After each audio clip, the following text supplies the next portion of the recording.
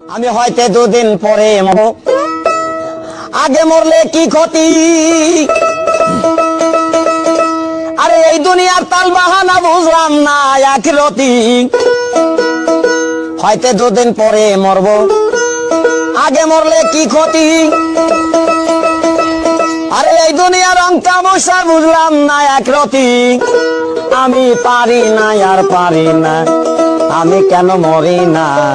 আজরাইল কি চিনে না আমারে গো? खत्म। Bye bye, tata, goodbye, गया।